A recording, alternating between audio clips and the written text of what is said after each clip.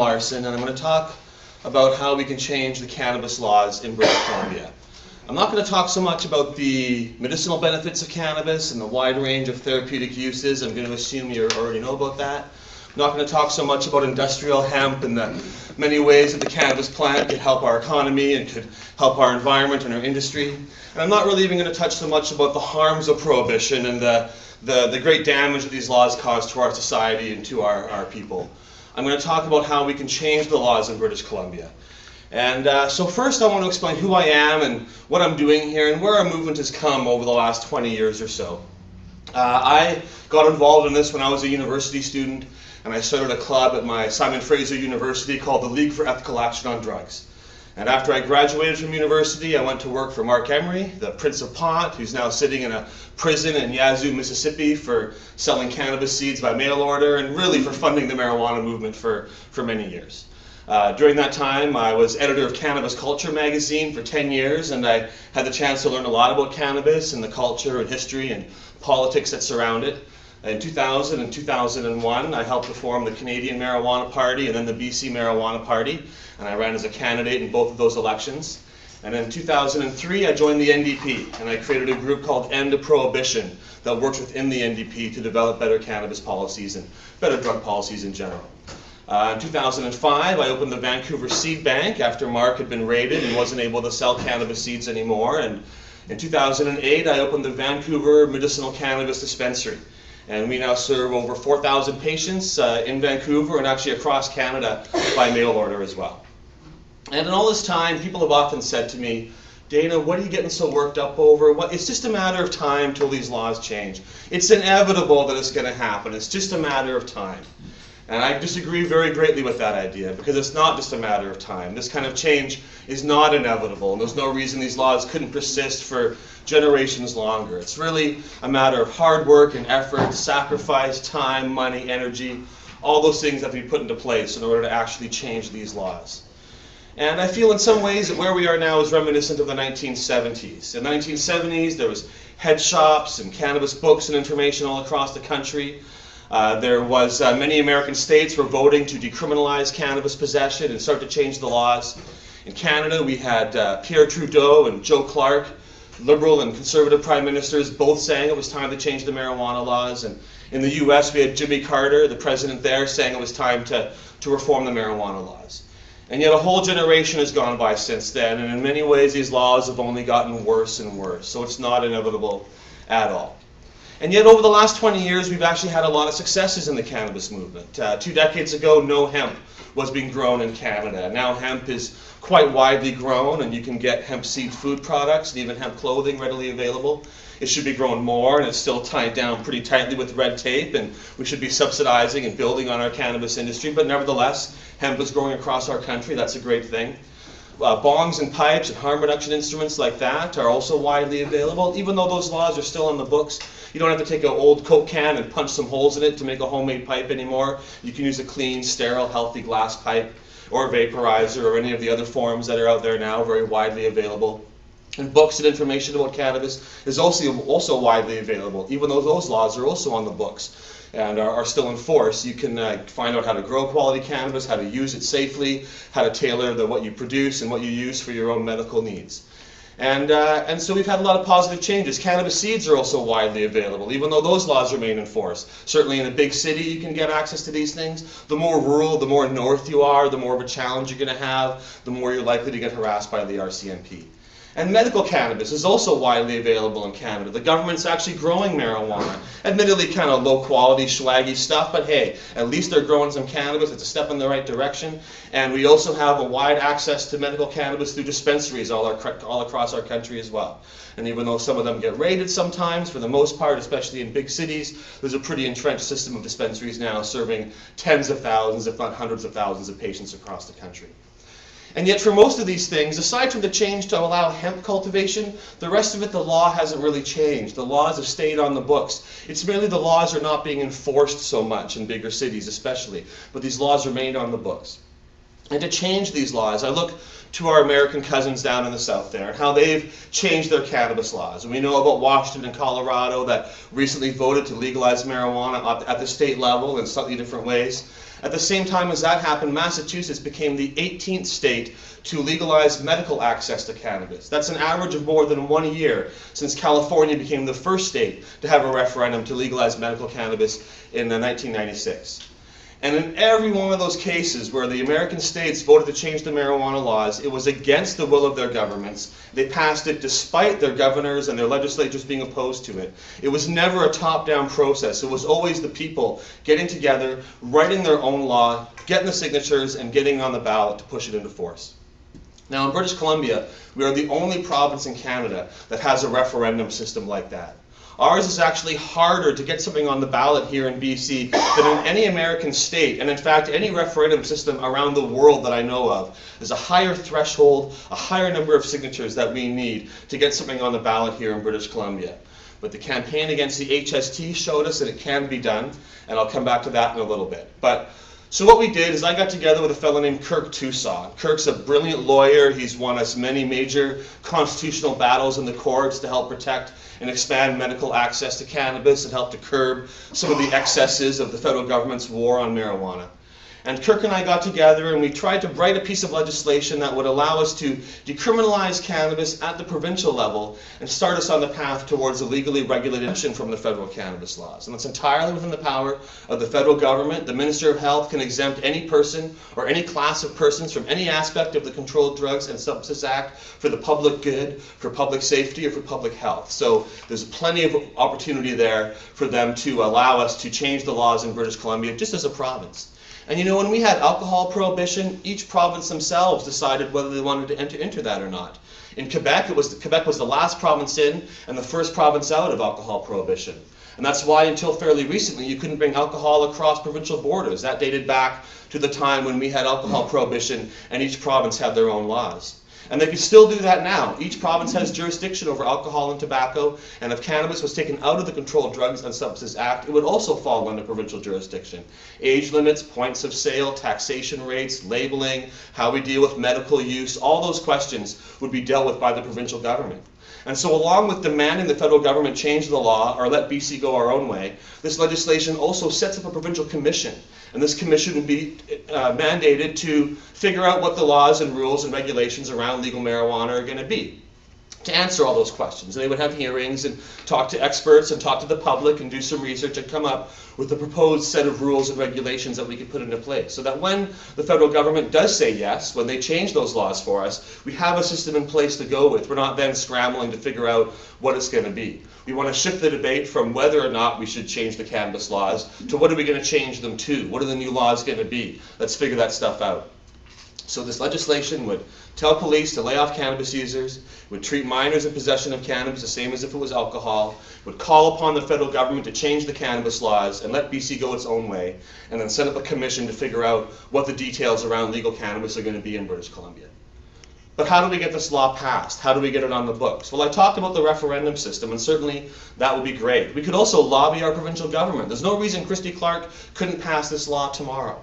There's no reason that if the polls are accurate and Adrian Dix becomes our next premier, there's no reason he couldn't pass this law right away either. And we should certainly be calling upon our governments, pressuring our MLAs, not letting them get away with saying, well, it's a federal issue and I can't really do anything. We've shown that's not the case. And I'll add that by submitting our referendum to Elections BC and having them approve it, that means that they've agreed this is within provincial jurisdiction. We actually tried to submit some other versions of this law that would allow people to have home cultivation and create some rules and regulations around it. They said, no, you can't do that. You can't make rules and regulations around illegal activity, and then that's not within your jurisdiction. But you can tell the police where to set their priorities, and they agreed that this legislation is valid, suitable for a referendum, and so next time Christy Clark or Adrian or anyone else says we can't pass this, it's not provincial jurisdiction, they're wrong. Their own government lawyers at Elections BC have proven this isn't the case. So, although I would love it if our leaders would pass this law, I don't have a lot of faith in our political leaders to make this happen. In the US, like I said, it's never been a state government, it's always been the people, often against the will of their state governments. So how do we have a referendum in British Columbia? To have a referendum in our province, to have a vote, we need to collect 10% of the registered voters. We need to get signatures from 10% of the registered voters in every single one of British Columbia's 85 electoral districts. And we have to do that in a 90-day period. We only have 3 months to collect all those signatures. It comes to over 400,000 people that have to sign on board. And they have to do it, like I said, in a 3-month period. So that's a very difficult challenge. So what we did is we submitted our legislation to Elections BC. They said, hey, it looks good to us. You can start that 90 days now in late November. And we said, okay, that's fine, but now we're going to withdraw that legislation because although I know we have the support out there, I know we have far, far more than 10% of registered voters in every riding on board. What we lack is infrastructure. We lack volunteers. We lack people. We lack awareness of what we're trying to do. We've got to build up bigger numbers, put our volunteers in place, put our structures in place, and pre-register people. Over the next 10 months, my purpose of this tour is to educate people about this campaign and to get people pre-registered so that when we come to September 2013 and we refile with Elections BC at that point and we start that clock again next year from September, October, November 2013. At that point, hopefully, we've already got 400,000 people pre-registered across the province. We've got thousands of volunteers in place that are ready to go, that have already signed up a lot of people. And we can tell those volunteers when that time comes, here's the 100 people in your neighborhood who have already signed and registered, who want to sign this form, get them to sign the official thing. That way you don't have to go knocking on random doors next September. We do all that stuff in advance, so we have a big head start. And if we do that, and if we push hard enough over the next 10 months, then I believe we can get the signatures that we need come next September. Now, the referendum system has fixed election dates. They're separate from our provincial elections, separate from municipal elections. It's its own system. And we're supposed to have a referendum every 3 years in September on all the things that everybody got signatures for. But because it's so incredibly hard to get signatures, we never have referendums. But the next one is scheduled for September 2014. So whether we have the signatures today or next year, the referendum would still happen in September 2014. So there's not a rush in terms of getting them now, but although there's 10 months ahead, it might seem like a long time, that 10 months is going to go by very quickly. And so our goal is to get this law passed. And I tell you that casting that ballot in September 2014 to legalize marijuana in British Columbia will be the best vote that I ever cast. Absolutely. And I hope that you feel the same way. And you know, I've got a daughter who's 14 years old. She'll be 15 in a couple of weeks. And I know many of us here have got kids or grandkids. And I like to imagine that my daughter's children will be able to grow up in a world where all of this stuff is in the past. And I like to imagine, and I want you to imagine this with me in the future when you're there with your grandchildren or great-grandchildren and they're getting ready for school and they're reading their history book.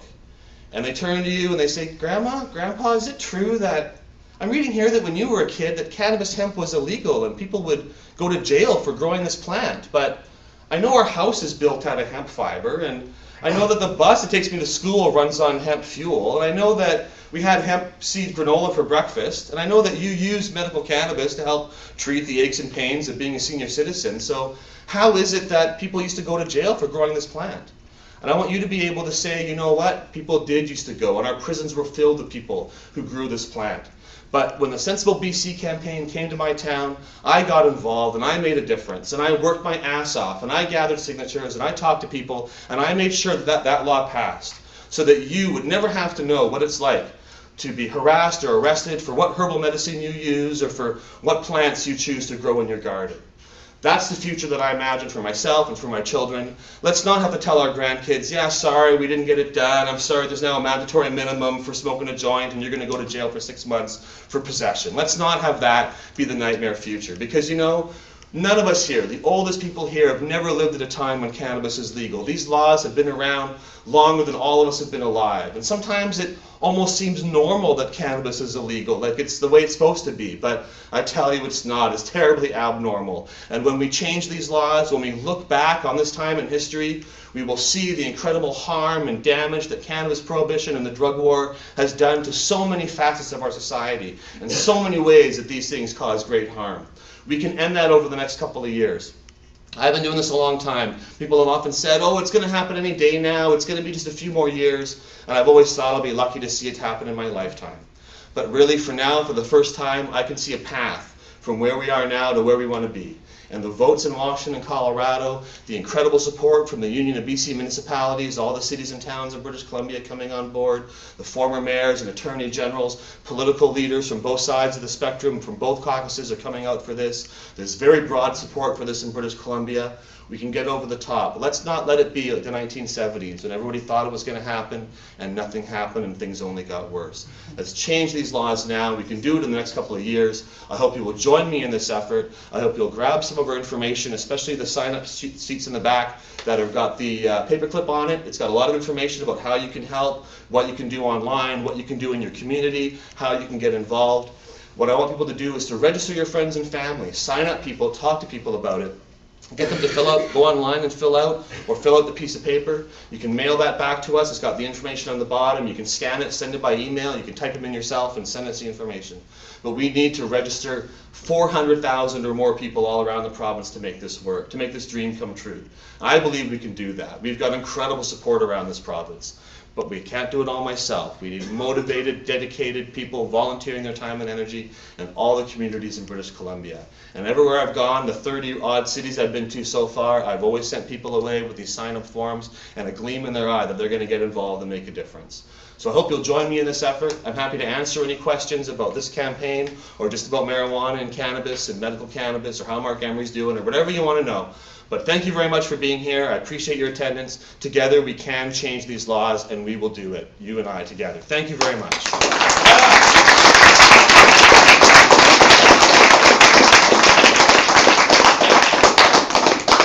ahead. You said 2014. That's right.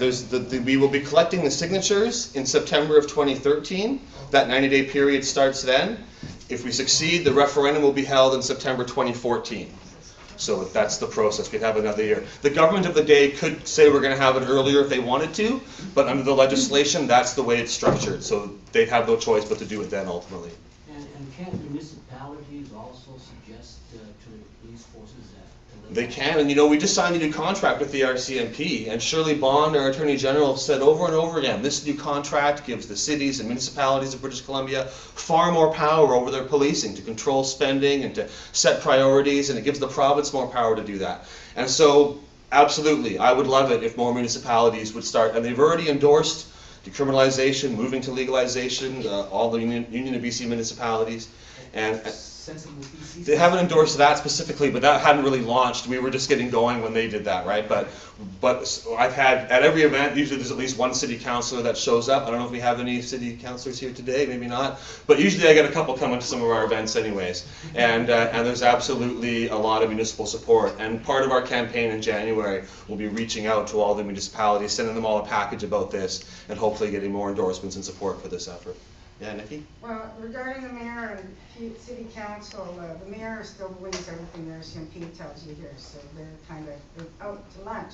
However, the next federal election should be May of 2014, so this Harper... No, it's going to, I believe the next federal election is in 2015. I believe it's in 2015. I think it'll be in the fall. But the timing for that, although for those of us who want to see a change in federal government, that could seem a long way. In terms of the timing of this, if we're successful, we have the vote in 2014, late 2014, September. The law will come into force in early 2015, take them a little while to pass it. So in early 2015, cannabis possession would be decriminalized. This commission would then start within the spring of 2015. And so it would be very difficult for the federal Conservatives to to attack this or deal with this because they really want to win votes in British Columbia.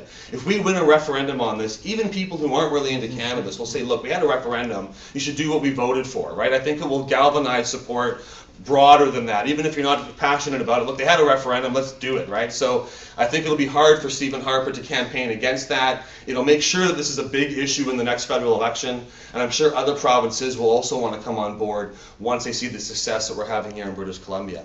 But if we change the federal government in late 2015, then we have a very good chance, whatever the government that replaces them, whether it's the NDP or the Liberals or some amalgamation or who knows what, but they all have better cannabis policies. And it'll be easiest for the Prime Minister just to say, They had a referendum in BC, we'll let them try something different, but not to impose it on other provinces or to legalize across the whole country. I think it'll be easier for them just to let BC go their own way. Other provinces will come and follow, but I think that's the easiest path for it to all happen than to have them try to do it across the whole country at once, because some areas there's less support than others and that, but nobody in Alberta, Saskatchewan should complain too much if BC does our own thing. Well, So. actually, my original question was to be, how does Health Canada feel about this? I heard rumor that you and Paul Hunt from the Green Cross and Leona Aglukat, the health minister, got together.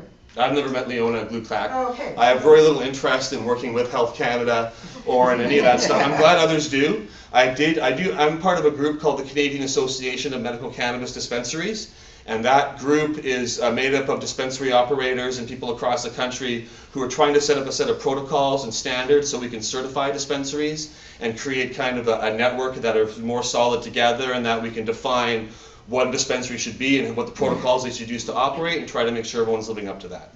But Health Canada is no friend to dispensaries. I've qualified for a 2-year mandatory minimum sentence, as do all of my employees under the new laws, which came into force on the same day that Washington and Colorado passed their laws. It's 2 years for me because we traffic in cannabis to minors. There's not a lot of them, but we have minors at our dispensary of parental permission and doctor's recommendation to use cannabis, but they may not be part of the government program, and the mandatory minimum for trafficking to a minor is 2 years in prison. Even without that, I would suffer a year in prison under these laws, because we sell over 3 kilos of cannabis we have over 3 kilos in our safes and in our office and that for sale, and the 3 kilo limit also comes in. Not just me, but all dispensary operators. So I haven't. CAMCD has had some meetings with Health Canada people. I don't think Leona herself. I wasn't in on those because I just don't have time for that kind of stuff. Yeah. But Health Canada is going to be bringing in new rules in 2014. They're looking to bring in new rules, which they haven't fully explained yet, but it looks like what they want to do is get rid of all the home cultivation, get rid of all the designated growers. They want to replace that with a centralized system with 5 or 6 big companies, each growing perhaps 5 or 6 strains, which will be made available to patients by mail order. That's, I think, what they want to set up. And they hope that will then, having 30 strains from this competitive market within a monopoly, that judges will then say, hey, that looks pretty good. That seems to meet the constitutional standard, and so yeah, you can shut down home grows, and if you raid a dispensary, we won't protect them anymore, because we only exist by virtue of the federal program being so crappy that judges say that thing doesn't work at all.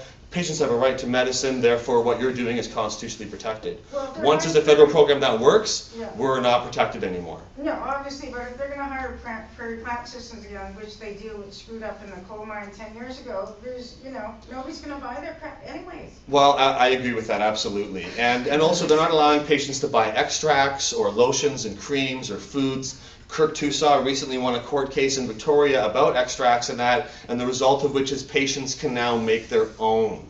Just like they could grow their own cannabis. But that should be allowed, but for the vast majority of patients, it's hard enough to grow medical grade cannabis, and then to make extracts and other things out of it as well is not how it should be. And at a dispensary, you're able to access capsules, food products, tinctures, lotions, creams. We have an amazing topical cream called Arthritis Cream that works incredibly for arthritis, but also for eczema, psoriasis, for cuts and wounds and scrapes, for post-surgical pain, for muscle tension and muscle pain. It's incredible medicine.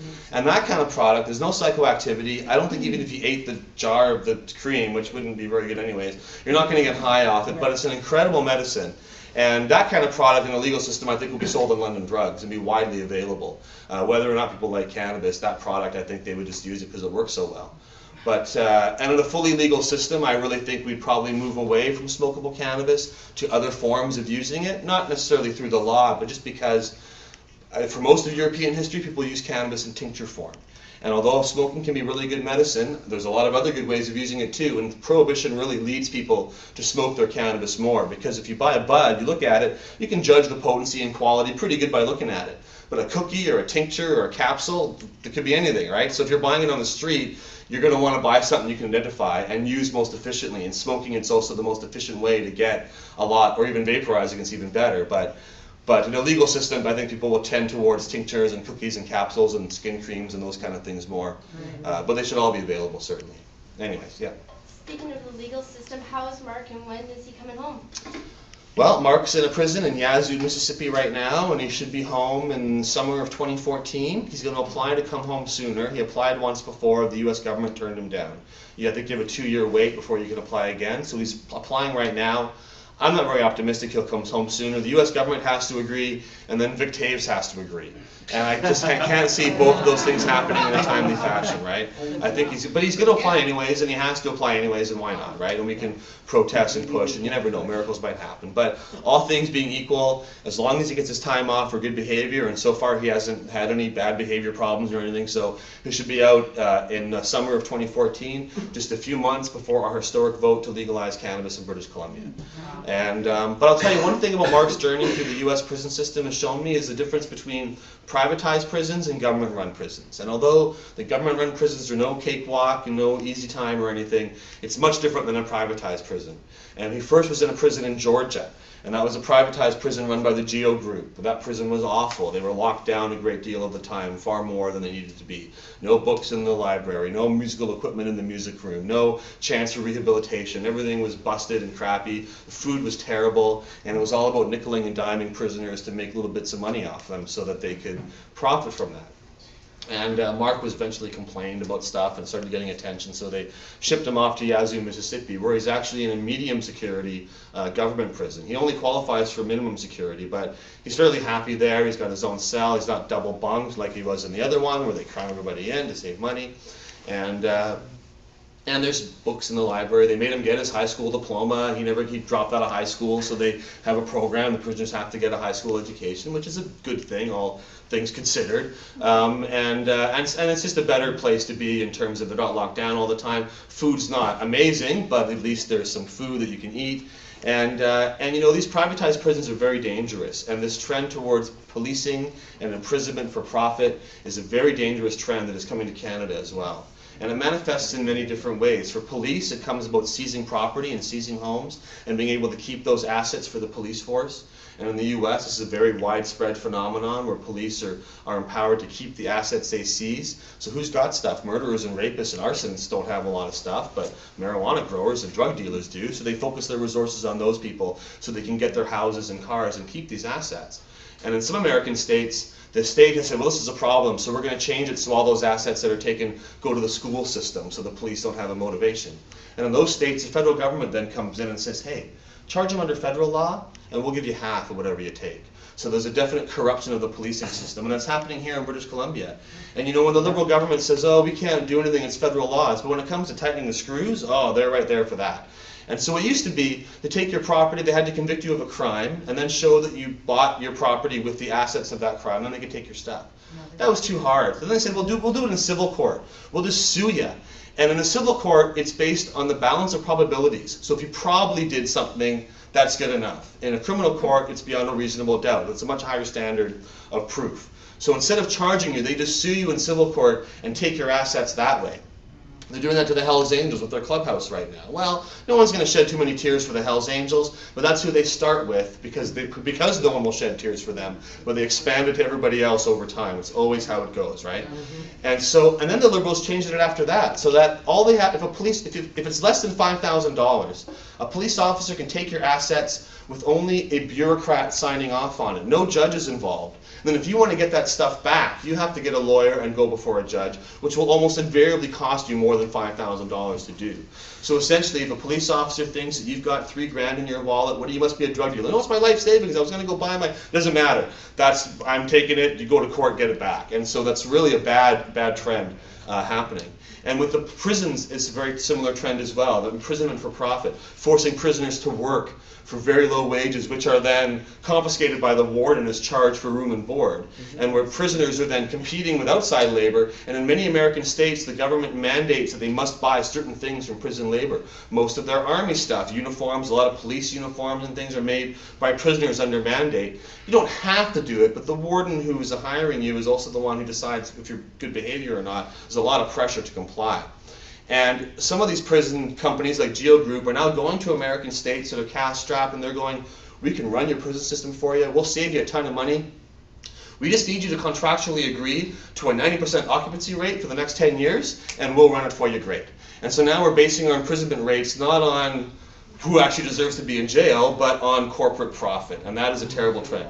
Geo Group has been lobbying the federal government in Canada. They say that Conservatives deny they want to privatize our prisons. I have trouble believing that. I think they'll start by privatizing the things around it, the food services, the cleaning, that kind of stuff, and expand towards that. And this new refugee bill that they put in place that allows increased imprisonment of refugees, I've been reading some things. It's recently happening, but I read some stuff about how that could be a backdoor towards privatized policing, because those prisons are a little different than some of the other prisons. But certainly this is a dangerous trend, policing and imprisonment for profit, and a lot of those prisoners are going to be there because of the war on cannabis and the broader war on drugs. Anyway, so Mark's doing pretty good. And he's learned how to play bass guitar, and he's performing with the prison band, and he's having fun doing that. And so he's writing a lot of letters and talking to a lot of people, and he was just interviewed on a radio station recently, but he's really getting bored and looking forward to coming home. We'll be one home soon. Yeah, absolutely. It'd be great to have that vote a few months after he gets back. Did you have your hand up there? Yeah. Just a practical question. You want us to go out and work, do this thing. Mm-hmm. So, for the referendum, people actually have to physically sign a certain sheet of paper. That's right. So this advanced work, where we're getting addresses and names and so forth, and they sign, that's not on a legal piece of paper. It's not, no. So we have to do it sort of twice or something? Yes, absolutely. Now, you may not have to get each person that you pre-registered again, yourself personally. What we'll do is, when you pre-register people and you sign up on our form, we get the form, we type it in, put it in our database. Your system. Yeah, we put it in our system. Only we have it. We don't share it with anybody else. That's just for us. Yeah. And then we can also look and see, well, in this district we're doing really good. We've got everybody we need. Over here we're really low. We got to send some volunteers or make some phone calls so that we have it all set up. And then when September comes, we will then be the people who are volunteering at that time, which may be you or maybe not be you, but we will then give you a list of people in your area from that database who have already agreed to sign. So that way we're all pre-set up. But if you register someone who lives far away who's visiting you, then when September comes, we'll get that local person in their area to go sign them up. So it doesn't matter where they are, you're not personally responsible for getting everyone to sign again. Okay. So, but hopefully you'll help out when the time comes for that. But it's a two-step process. So there you go. I like that system. Anybody else got anything they want to ask or say or add? I'm a little curious as to Mark Emery being in a political party. How did that happen, that him being sent to jail? Like, is that not like Nelson Mandela or something? Isn't there like political parties? Well, many people feel that way, and I don't think he deserves to be down in prison there either, and he's definitely a political prisoner. You know, when the DEA charged and arrested him, and they sent out a press release, they were charging him for sending marijuana seeds to the U.S. That press release did not use the word seeds once. It said, we're shutting down his propagandist magazine, Cannabis Culture, which I was quite proud of. It said that there's going to be one less pot of money for the legalizers to rely on. So it was clearly in their own press release. It didn't even say about marijuana seeds at all. It was all about his political activism. Later on, they were like, well, that didn't represent what we mean, and it's not about that at all. It's only about the cannabis seeds. But they really betrayed themselves in their own thing. But ultimately, he was looking at least a 10-year minimum sentence, probably longer. Could have easily gotten 20 or 30 years. They described him as their #1 drug dealer in Canada, more important to them than any Hells Angels and any cocaine smuggler. I mean, the whole war on drugs is a fraud, but clearly Mark Emery is not a person who's a big deal when it comes to drug trafficking or drug smuggling, right? But he was a political person, and that's why they went after him. And I agree that he's a political prisoner. Democracy, like, really. And they were only able to extradite him because they refused to charge him in Canada. Mark did get charged in the 90s several times for trafficking in bongs. He got convicted of promoting vaporizers. One time he gave a gram of hash to a guy who was visiting the Cannabis Cafe. This is in like the late 90s. Mark used to hang out at the Cannabis Cafe and give cannabis to people and just kind of be the Prince of Pot and do his thing. And this one guy came up, was a big fan, had his adult son with him, like the son was in his 20s or whatever, right? And Mark gave them a gram of pot, and the guy was like, oh, I'm gonna, like, this is from Mark, I'm gonna keep this or whatever, right? My gram from Mark Emery. So he put it in his pocket, drove back across the border, got caught with this gram of pot. And they shook him down and pressured him. He said, Mark Emery gave it to me. So they actually paid to fly this guy back up to Vancouver, charged Mark with trafficking, made this guy testify against his hero, Mark Emery. Mark said the guy couldn't look at him in the courtroom. But I'm sure they put a lot of pressure on him. We're going to ruin your life if you don't testify. And Mark got convicted for trafficking a gram of marijuana and got like a $100 fine or some stupid, like the result of it was nothing, but they really wanted to like get him badly. And when they went to court for all these things, Mark would lose hundreds of thousands of dollars from all his bongs, vaporizers being taken, and his place being trashed, his seed stock being taken. But at trial, and that the judges would give him a fine. It's not, they didn't consider this a big deal, selling bongs or selling cannabis seeds. So they gave up. The prosecutors in Vancouver said, stop busting him. It just creates a lot of hassle. It's costing us hundreds of thousands of dollars in police time, and everybody hates us, and he just goes back to business the next day. So one cop, Ian Thurber, went down to the U.S. and told the American cops, and they also already had some growers who they'd found with Cannabis Culture Magazine and a bunch of seed strains circled out of Mark's catalog. And so they got together, Americans came up and charged Mark here. And people even tried to go to court and charge Mark themselves, like we're going to charge citizen's arrest or whatever for exporting marijuana seeds, because if he was charged for exporting, they couldn't. But that all fell through. They never charged him in Canada, and so we really outsourced our justice system to the U.S. I think they should have charged him in Canada. He was breaking the law, charged him with exporting marijuana seeds, and but he would not have gotten a 5-year sentence. He would have gotten, he had a long list of priors. He might have gotten a month in jail or maybe a big fine or something. And that's not cool, but that's way more appropriate under the Canadian system to charge him under our laws and let him face our laws than to just bypass our legal system and send him down to the U.S. But RCMP love that. They'll say openly, we prefer that Canadians get charged under American law. If you're exporting to the U.S. or smuggling, they always charge you on the American side because their laws are better. And they'll say that quite openly, we prefer that. But can you imagine a cop saying, I'd rather people get charged in Amsterdam because the penalties are a lot less, and so we try to make sure that people are charged under Dutch law, like, people would laugh, right? But give them charged under U.S. law, I think that RCMP should enforce Canadian law for Canadians. And that's really not what happened with Mark Emery.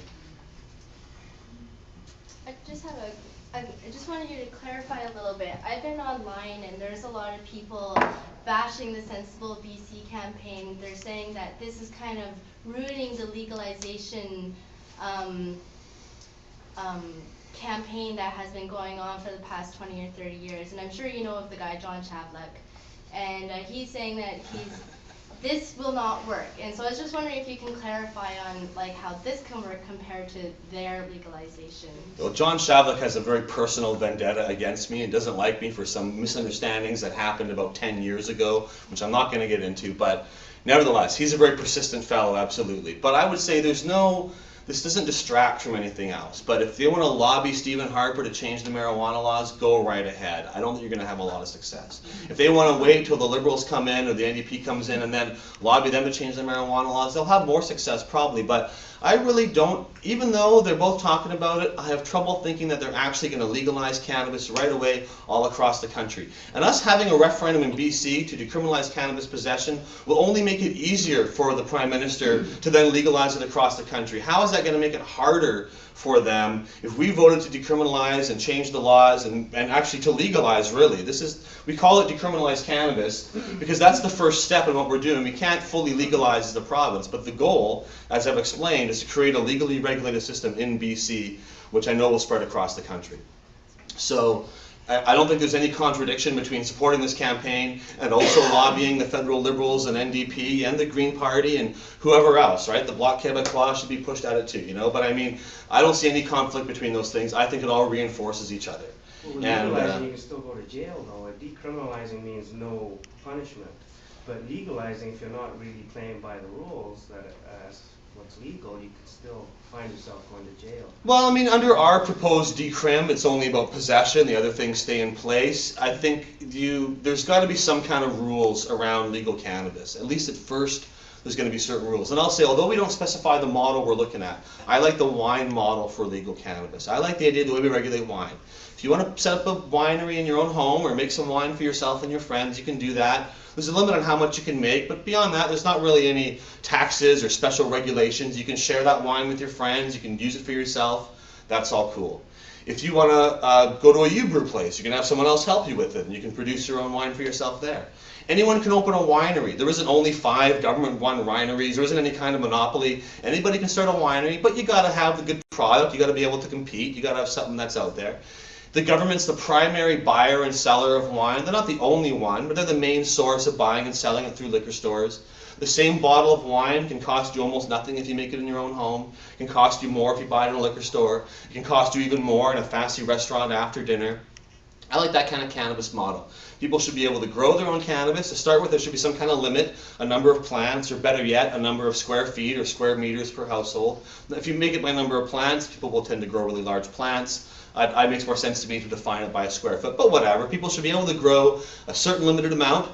That limit can change and grow over time, I would say, especially as we ease things in, but we start with a somewhat small limit for personal use.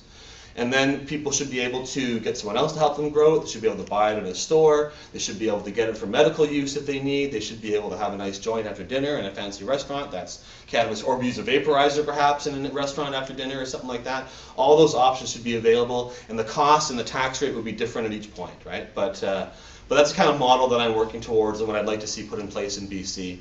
And like I said, this is ultimately provincial jurisdiction. Even if the federal government legalizes marijuana, it's not going to set all the rules. It's not jurisdictionally allowed to. Each province will have to decide what they want to do.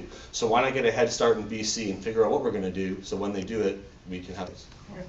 You talked about basically lobbying all parties, and I couldn't agree more. But you've also talked about your association with the NDP. I'm wondering, is there something about the NDP's drug policy that you find particularly encouraging, or is your partisan stance sort of separate from this entire issue? They're separate. I mean, I talk about, I'm an NDP member, I ran for the leadership, I'm certainly affiliated with the party, but I don't want people to feel that they have to be an NDP member to join this campaign at all. Many Green Party, Liberal, I got Conservatives coming out to our event. This is absolutely a non-partisan campaign. If the provincial NDP would just pass this law, I wouldn't have to have a referendum, right? So even though I'm part of the party and I'm pushing from the inside to make that happen, it's not like the NDP is formally behind all this and they're going to do it. Like, we've got to lobby them as much as anybody else. That being said, the federal NDP has had very good cannabis and drug policies for a long time. They've stood up for it quite a bit. Libby Davies, who's their drug policy critic, has worked over the last 20 or 30 years, I guess 20 years or so, to promote changing the cannabis laws. When the Liberals were in power, they were talking about decrim. The NDP was there trying to make sure they did it properly, trying to make people able to grow their own plants, that kind of stuff. Before he became leader of the party, Thomas Mulcair made some unfortunate comments about cannabis that have come to haunt him. But I will say that after he became leader, he issued clarification on only one issue. It's the only thing after he became leader that he said, let me clarify what I said before I ran. And he talked about cannabis. And he released it on April 20th of this year. And he put out a statement that he supported decrim, that the party supported this. And I know what happened is that they had a caucus meeting, and the caucus said, you said the wrong thing, Tom. You didn't go with party policy. Our people are calling us. You've got to fix this. And so there's a broad support within the NDP. But the Liberals, federal Liberals, have also passed a wonderful marijuana policy. They waited until after they were out of power and unable to do anything before they passed it. But nevertheless, the federal Liberal Party uses the word legalization in their policy. The federal NDP calls for decriminalization, but they always specify they mean real decriminalization. They want there to be no fines for possession, no ticketing. They've always pushed for like eliminating or the smallest penalties possible, or to eliminate penalties, and not to have a decrim where you get a $500 ticket or something like that. So, but like I said, I'm certainly, in this issue, I am nonpartisan. I welcome anybody from any party, and yeah, I want people to feel comfortable. But I just talk about the NDP because that's who I am. I don't want to pretend that I'm not who I am, right? So there you go. Does that answer your question? Yeah. Okay, right. Yeah. Anybody else? Anything they want to ask? So Yeah. cultivation as yet is not part of.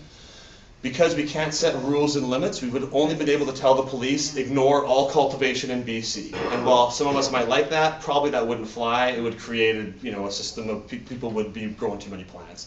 We tried to set a limit. If you're growing 6 plants or less or whatever, that's allowed.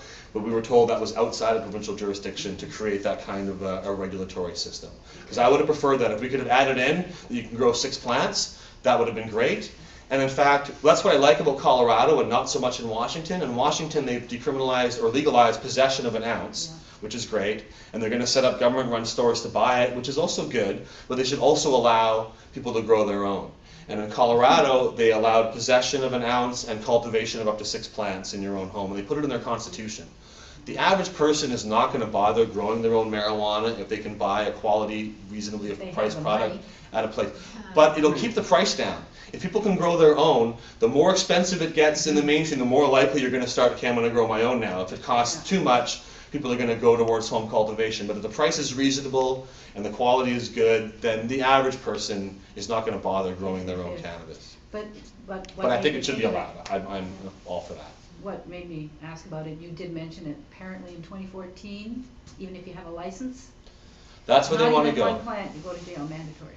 Well, no, the mandatory minimums are 6 plants or more. For Now, now. what, for now, yeah, and they haven't said they're gonna change that in 2014. Oh, they That doesn't mean that 1 to 5 plants is legal, though. It just means that the law on 1 to 5 plants didn't change. You don't have to go to jail for at least 6 months for 1 plant, but it's still against the law. You still get charged for it, you can still go to prison. And by the government saying 6 or more plants is 6 months in prison, it's a signal to judges that 5 plants is still considered serious.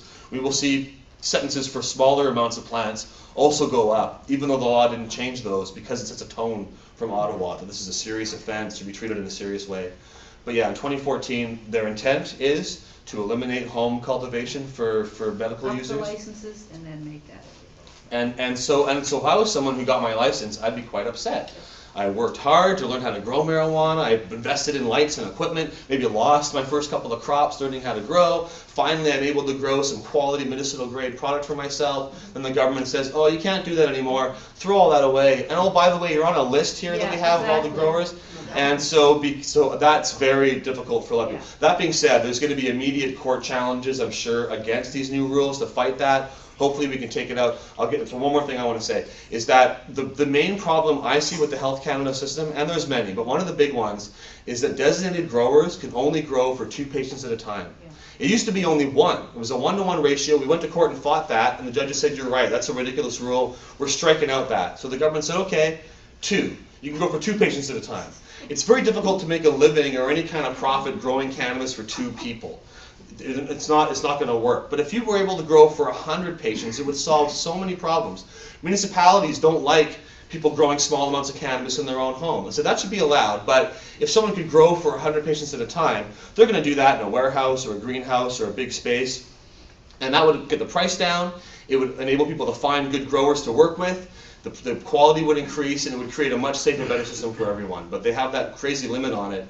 And so many patients that I know can't find a grower, and they find one who rips them off. Some of them have good deals, some of them don't. But I know a lot of patients have been ripped off by their growers, had their cannabis stolen, had bad things happen. So that would be a great way to fix the program. Yeah, go ahead. Has anybody brought up the therapeutic qualities of growing your own plants? Well, I would agree. That's excellent medicine, being in a garden and working with plants. I know a lot of people who got into other plants because they started growing cannabis, and they were like, this is actually quite nice. I'm going to grow some tomatoes too. And so absolutely, I would say, and even just being around the air and everything can be quite beneficial. So there's a good therapy in there, and using your hands and learning and all that kind of stuff. But I know so many people who learn so much about plants from growing cannabis. I'll take you and then over there, yeah? Yeah, well, I'm one of those people with a government license, and I actually got Hep C from the Red Cross, and I can't believe they want to take my license away, so I want to start a class action lawsuit for everybody who's got an MR license, because I think we should really come up with a really cool t-shirt for everybody to support the Step In and anything else. Do you know John Conroy, the lawyer, because he's working on doing some kind of class action lawsuit like that, and he's been trying to find patients who are willing to participate in that. John Conroy? Yeah, he lives out in Abbotsford, but he practices in Vancouver mostly. He's been around a long time and done a lot of stuff. Thank you. Yeah, check him out, John Conroy. I think johnconroy.com, I think, is his website. But if you type in John Conroy lawyer, he'll come up. And yeah, he's working on that, and so I'm sure he'd love to talk to you about something like that. Okay, thank you. How cheap can we want to get when I can grow prime vegetables for very low cost? It's so Oh, I think in a fully legally reintegrated thing, the best cannabis shouldn't cost more than the best tomatoes or the best lettuce or anything. But that also being said, you know, if the government were to legalize cannabis and have it available for $3 a gram in cannabis shops, people would be happy because the price is a lot lower. But still, $3 a gram for tomatoes is still very expensive. So there's still plenty of room to have quite significant tax revenue. And any legal system has to compete with what we have now.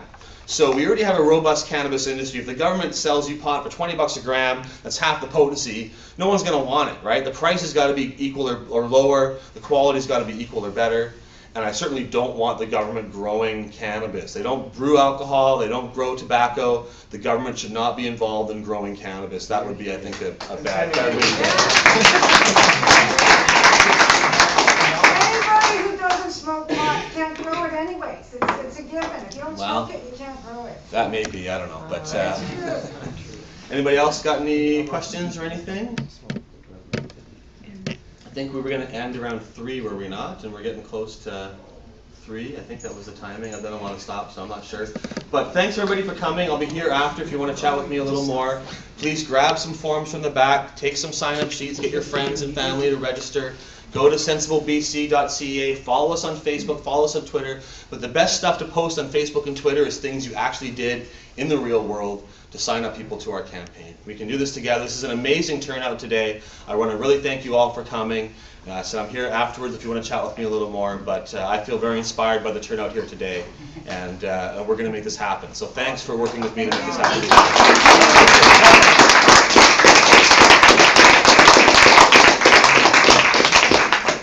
Excellent.